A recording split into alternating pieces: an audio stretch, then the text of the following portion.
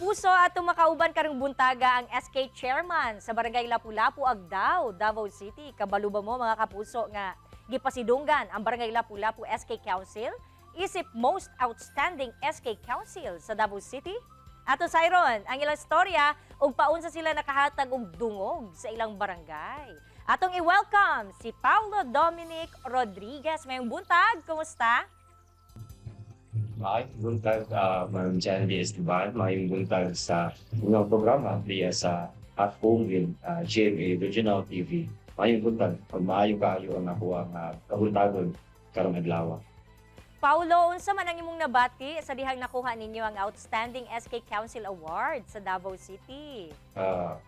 Pribilehiyo o honor, no, na mamahimong pang recipient sa maong award na most outstanding sangguniang kabataan diri sa atuang dakbayan sa Davao, sa pipilang katuigan atong silbi isip sangguniang kabataan.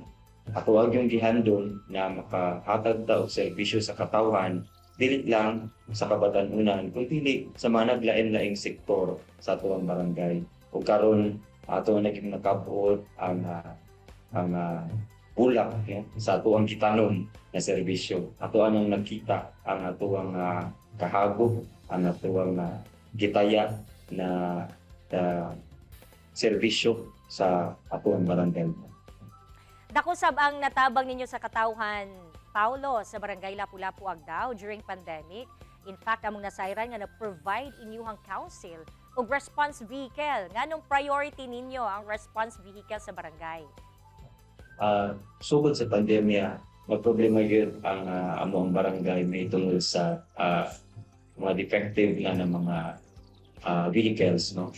Pinaagi ni unta ang mga vehicles, mahatod ang mga patient na epektado sa COVID-19 o ato ang ma-deliver ang mga goods na gikan sa nagdaingan siya pati sa DSWD, no.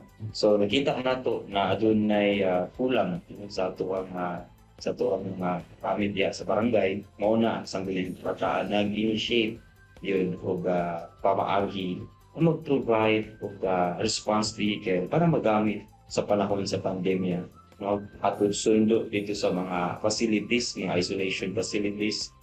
Alright, Paulo, pipila na ka mga pasidungog ang inyong nadawat. Unsa pa ba ang mga proyekto nga inyong gilusad o ilusad karong tuiga?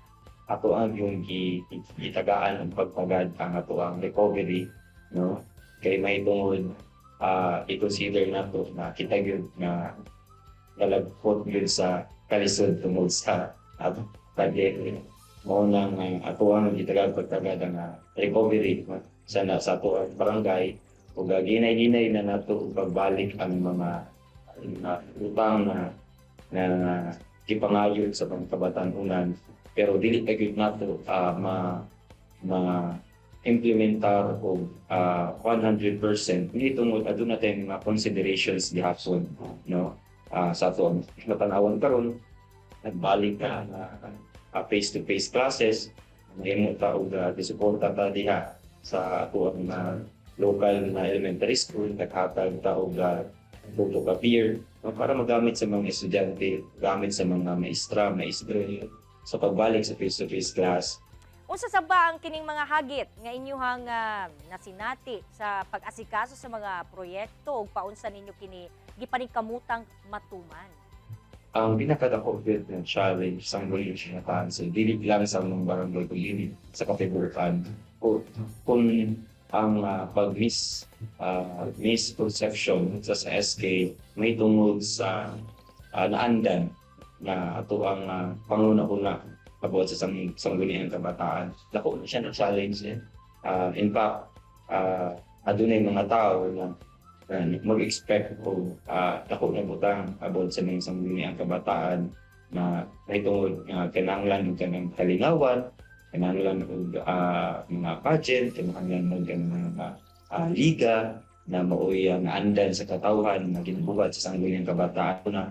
Pero gusto nato na i-introduce yun anong gibalik ang sangguniang kabataan. May tungod kaya tunay reforma na dili lang ang sangguniang kabataan nagatutog sa paliga, dili lang sa mga pageant, dili lang sa Kalingawan, kundi adunay 9 centers of participation ang naga-include diha ang naglain-lain issues no sa tuang komunidad, sa tuang barangay. Adunay disaster preparedness, adunay sa health, adunay sa education, adunay sa active citizenship, no? So daghang tagilunsan na programa pinaagi sa 9 centers of participation. Isa na diha ang pag-provide na og fire truck vehicle under sa disaster preparedness. Ato ang pag-ilusad og rehistro, no? Ato rehistro sa mga kabatanunan isip programa sa active citizenship and governance, no?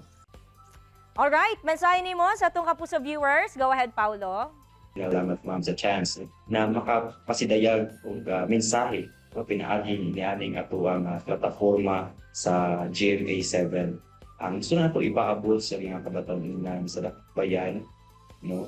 Na adunay tsansa na kita mahimo og leader pinaagi sa pag-govern o maayo o paghatag sa kaayuhan sa tuwang katawan. Naadiha ang atuang naglain-lain na personalidad sa bayan na pwede natong tan-awon isip mga modelo sa atuang kinabuhi. Pinaagi sa ilahang mga liderato na naadiha ang atuang konsihal sa Sagdakbayan. Ako kayo salamat sa atuang SK Federation President kay Jabbar Maruhul Salik, sa atuang LYC, the National Youth Commission, kay Meche de la Cruz, sa DCPC, Gumanginda, sa ako ang mayor, no? Kay Mayor Baste Duterte. Daghang kaayong salamat. Daghang salamat, Paulo, for sharing your time. Padayon ug amping kanunay.